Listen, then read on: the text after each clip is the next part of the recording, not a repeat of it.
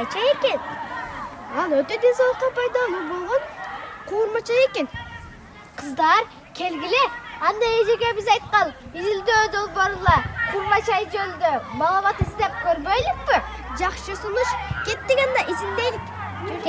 Жүргүлө.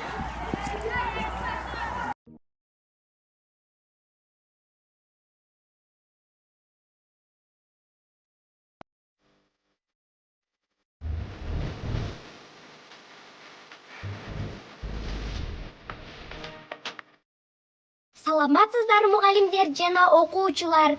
Биз Баткен облусуна караштуу Кадамжай районунун номер 81 Абдыкадыр Орозбековдун 120 жылдыгы жалпы билим берүү мектебинин 4-классынын окуучуларыбыз жана долбоордун жетекчиси Ташева Гүлкыял эжекебиз. Окуйбуз, изилдейбиз, жаратабыз долбоорунун жаш изилдөөчүлөрү мен Манасова Раяна, Мен Баранова Мадина.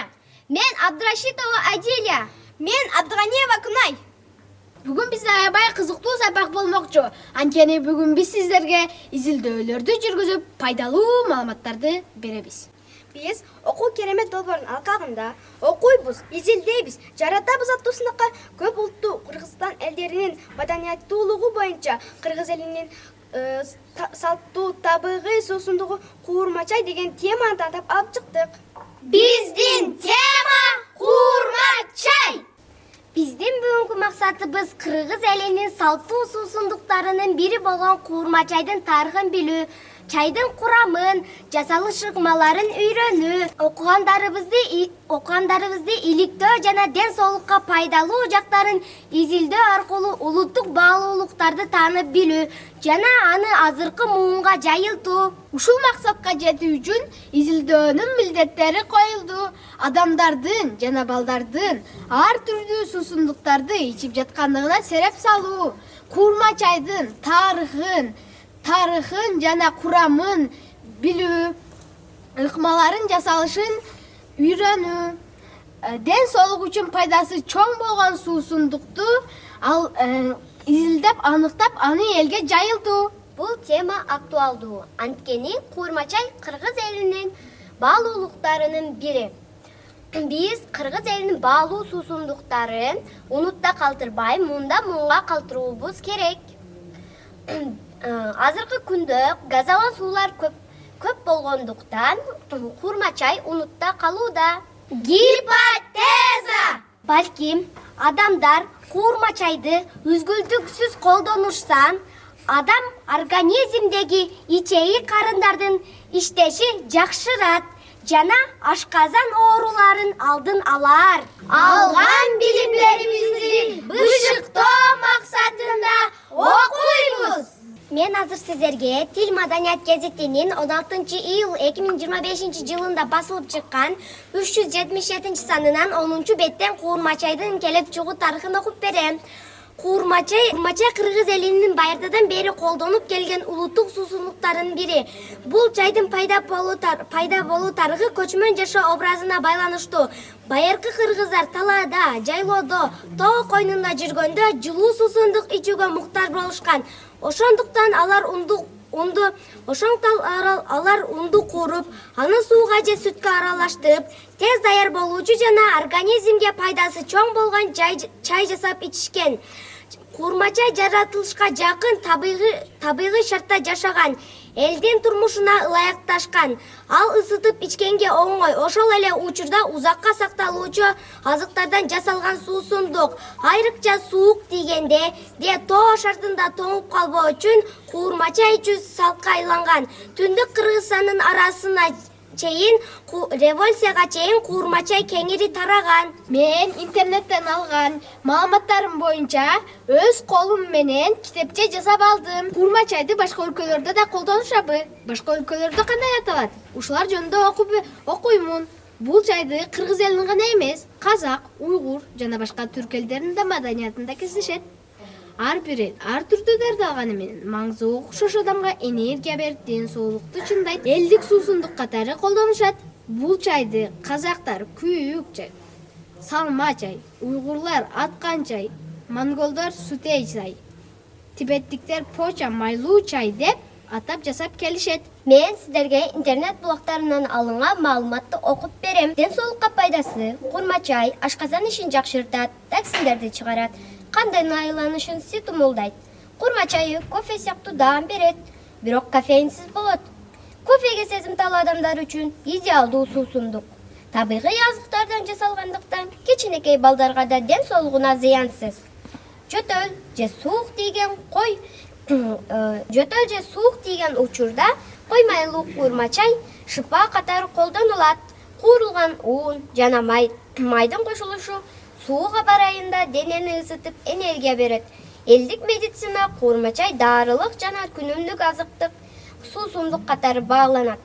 Куурма-чай жылуу суусундук болгондуктан адамдар ичип жүргөн кофени Вендин диаграммасы менен салыштырса, куурма-чайдын курамында уун, май, сүт болгон үчүн даамы жумшак, майлуу жана тоюмдуу. Ал эми кофенин курамында кофе буурчуктары, көбүнчө сүт же кант кошулат. Даамы ачуу каныккан, каттуу, кээде жүрөгкө оор келиши да мүмкүн. Экөөнүн тең окшош жактары, экөө тең ысык ичимдик. Эртең менен жолго чыкканда ичилет. Айырмачылыгы куурма-чай көптөгөн суусундуктардан айырмаланып, тамак жана суусундуктун ортосунда турат. Айык турмушуна оор келбейт. Ал эми кофе болсо, жөн гана сергитүү үчүн гана ичилет. Курма-чайды билесизби? Жок. Анда макул. Саламатта барыңыз. Саламатчылык. Сиз курма-чайды ичип көргөнсүзбү? Мен курма-чайдын тарыхын маалыматтардан, китептерден окуп көргөнмүн, бирок жасап дагы, ичип дагы көргөн эмесмин. Биз мектеп арасында сурамжылоо жүргүздүк. Анда курма-чай боюнча суроолор берилди. Натыйжада мектеп окуучуларында эч кандай курма-чай боюнча маалымат жок экендиги аныкталды. Айыл ичинен сурамжылоо жүргүзүлгөндө 60% калк курма-чай жөнүндө эч кандай маалыматы жок. 30% калк чоңдордон уккандыгын айтты. Бирок 10% калк колдонот. Айыл ичинен сурамжылоо жүргүзүлгөндө 60% калк курма-чай боюнча эч кандай маалымат жок, билбейт экендигин билдик. Ал эми 30% калк чоңдордон уккандыгын айтышты.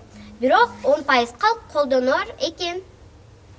Алган билимдерибиздин бышыктоо максатында изилдейбиз.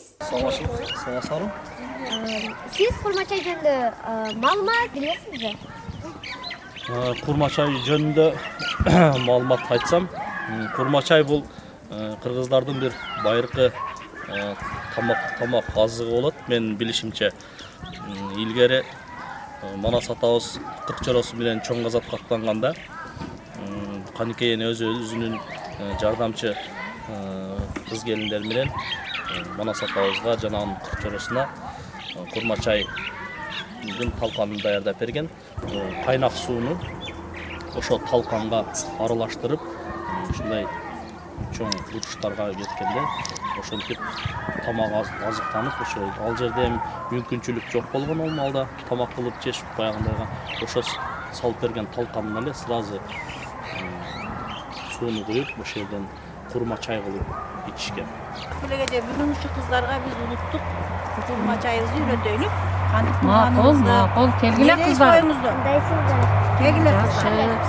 Биринчи казанды отту жагып кыздырып алабыз. Сары майыңды сал казанга.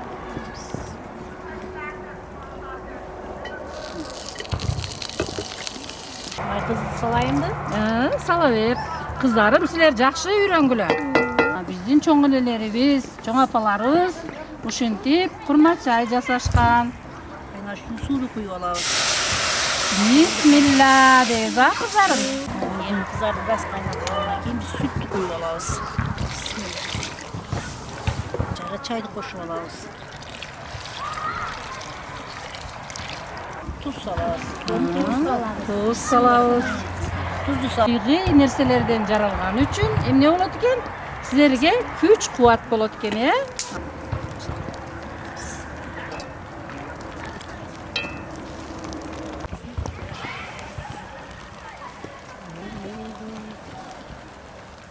ичеги карын ооруларынан, ашказан ооруларынан сактайт экен, а?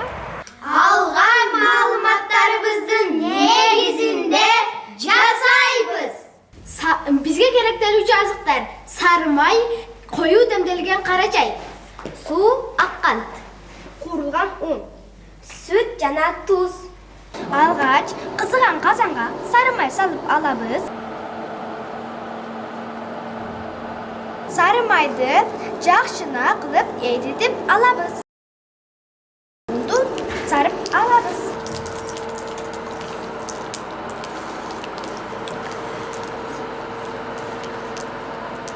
Жакшылап кууруп алгандан кийин биз сүттү кошуп алабыз.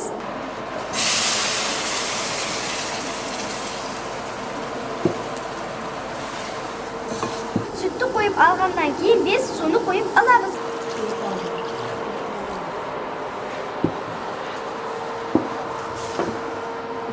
Эми биз 20 минут кайнатып алабыз. Эми биз кара чайды куюп алабыз. Куюп алгандан кийин биз татымына жараша туз жана өзү каалагандай ак кант кошуп алабыз.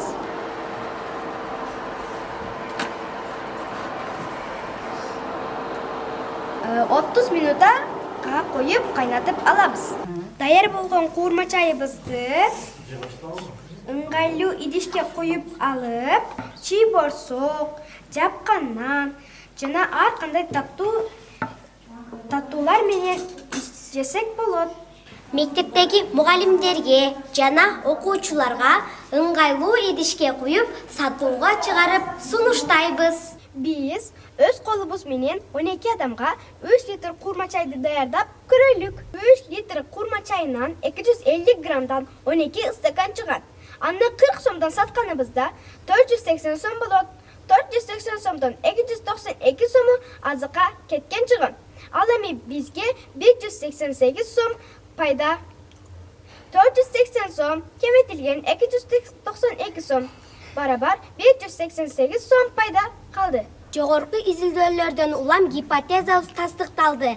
Биз куурма чайдын пайдалуулугун билип, ичеги карын ашказан ооруларынын алдын алуу менен улуттук мурас катары колдонуп, азыркы жана кийинки муунга сунуштап жайылтабыз.